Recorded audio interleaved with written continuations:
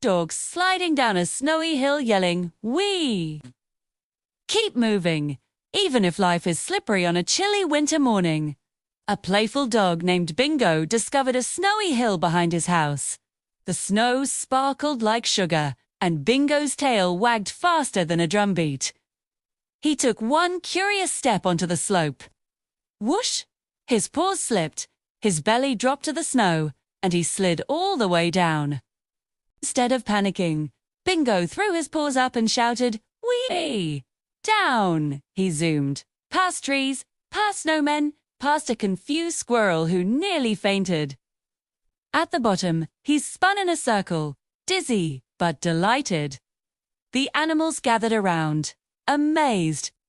"Weren't you scared?" a rabbit asked. "You were slipping all over the place." Bingo grinned. "Life gets slippery sometimes, but you don't stop moving. You enjoy the ride."